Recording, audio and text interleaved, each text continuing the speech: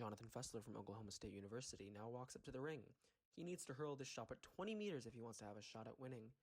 And oh, that did not look good. His coach looks very disappointed. Let's watch that again. Oh, that looks awful. He hurled that 2 feet. A few moments ago. Hola todos, soy Juan. I am here with John Fessler from Oklahoma State University. Fessler, how do you feel about your chances of winning today's shot put competition? You know, Juan, I think I got a really good chance. I got some tough competitors, but I know we pushed through. I see. Now, how do you think about physics and shot put? Yeah, physics is lame. No one cares about that. Yeah, physics is lame. No one cares about that. Yeah, physics is lame. No one cares about that. It's a tough loss. Let's go to the classroom. So Fessler, in order to understand why the 45-degree angle is the most optimal angle to throw something at, we need to understand vector components. This is your throw, right here. This is the initial velocity.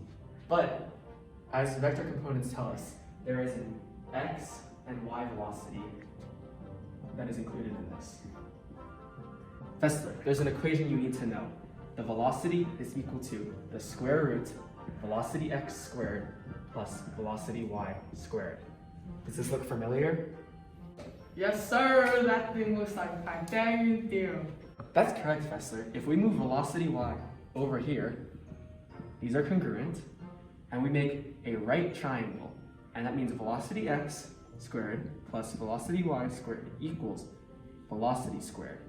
If we square root both sides, we'll cancel out the square and end up with our equation.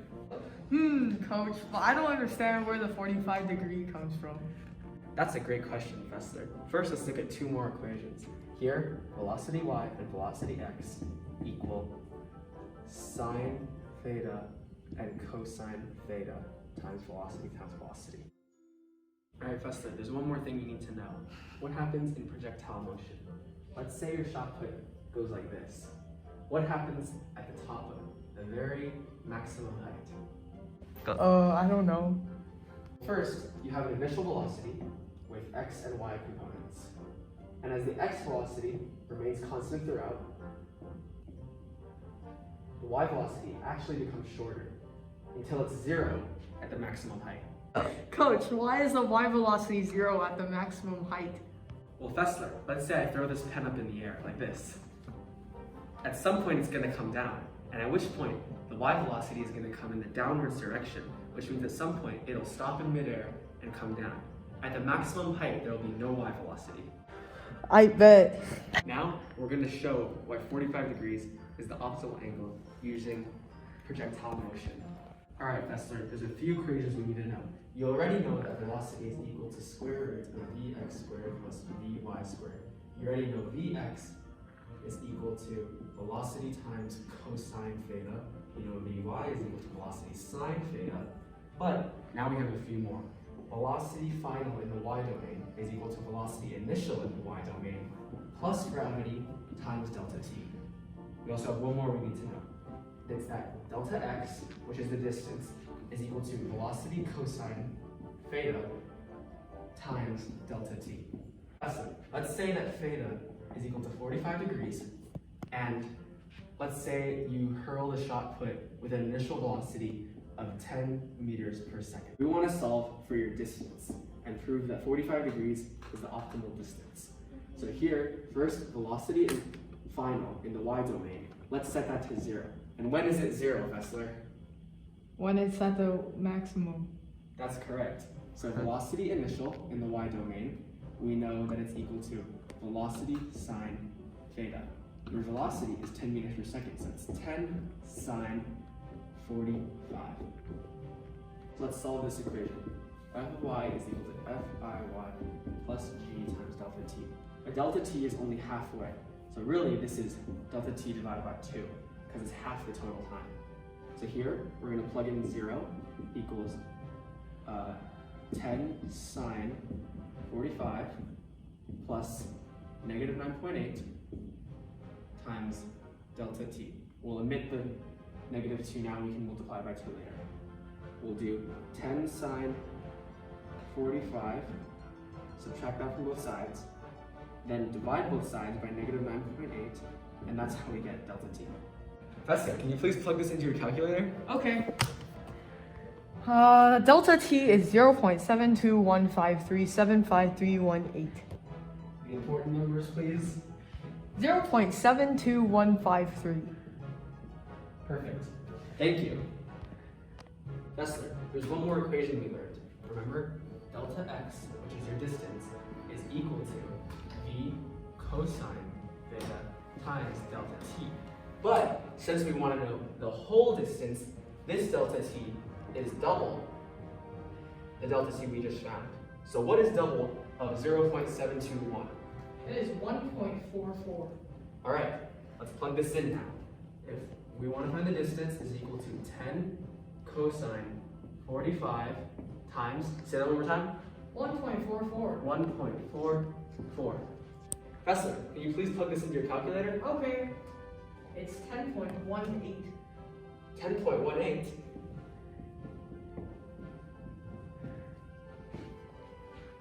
That's a lot of distance. Yes, sir.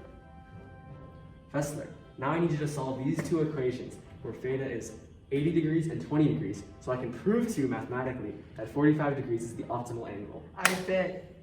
A few moments later. Finally done. Coach, is this it? Wow, Fessler, this looks like really good work.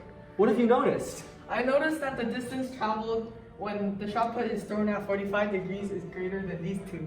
That's very right, Fessler. This is why you need to throw your shot put at 45 degrees. Yes, sir. Fessler, now that we're done talking about projectile motion and vector components, we need to go to my friend Steven's house so we can talk about friction. Frick! Shit. Oh, Fessler, this is my friend Steve's house. Meet Steve. Hi, I'm Steve. I specialize in chop. Yo, what's up? I'm Fessler. Can you help me do my shot put stuff? Sure. Okay. Professor, has a chocolate ever slipped out of your hands while you were throwing it? Yeah, that happens all the time. You know how to fix it? No. Chalk! How does chalk help? It's all about friction. Do you sweat a lot? Yeah, I'm a very sweaty boy. This is how friction works. So when the molecules on your body and on the shot put ball, the molecules interchange together and they create this kind of like barrier. And that's friction. But when you sweat, the pores and the sweat fills up your pores and it makes this connection weaker. That's why you feel it's really slippery and there's less friction when you sweat. What does this have to do with chalk? So chalk has these sharp edges on the atomic level that interchanges your skin and the shot put ball. So when you put more chalk, there's like tiny razors, like a zipper that interchanges and gives you more friction. That's why when you use chalk, you feel like the ball is more secure and gives you better results in general. I was learning a lot about equations earlier. Is there an equation for this? Yes, there is an equation. This is the equation. Force friction equals mu sub k times force normal. Mu sub k represents the kinetic friction coefficient. So since force normal is constant because you're just like holding the ball in the same way, this means that when you put more chalk, it increases the kinetic coefficient.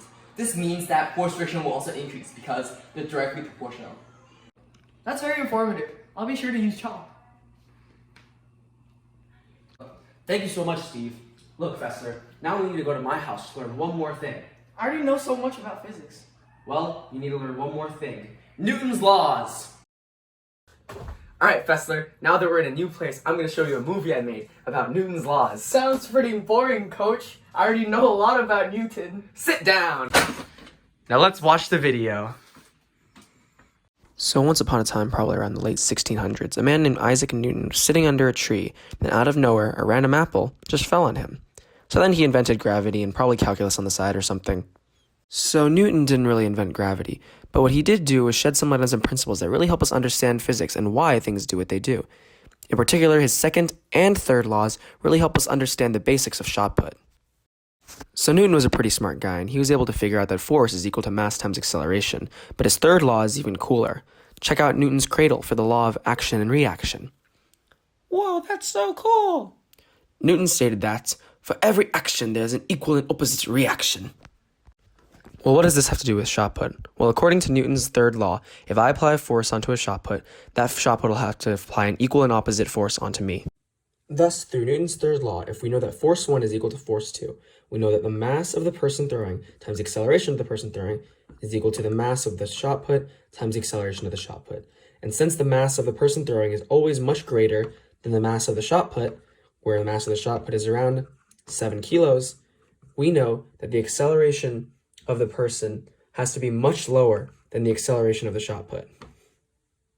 This is good because if someone's acceleration becomes too fast and they fall out of the designated ring, then the throw will not count and they will be disqualified. This is why shot putters need to minimize their acceleration after releasing the shot put. Often, they do this by maximizing their mass, which is why a lot of shot putters are very heavy. This is why I want you to bulk up. So what did you learn? I need to become fatter.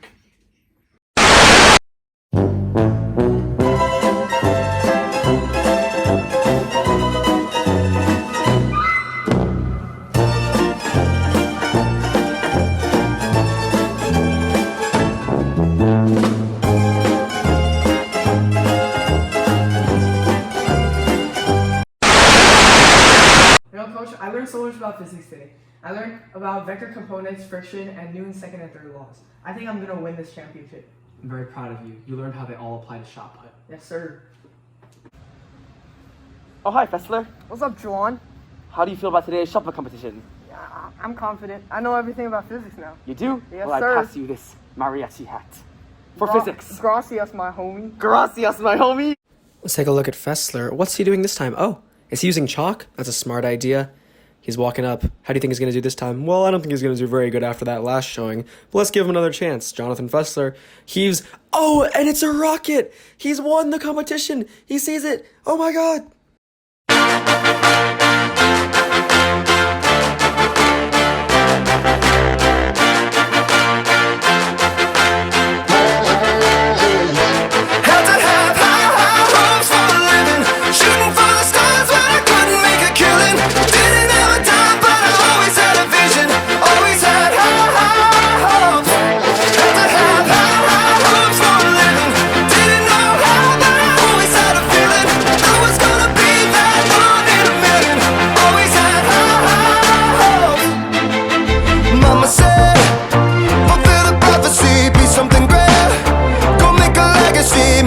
Destiny. Back in the days we wanted everything. Mama said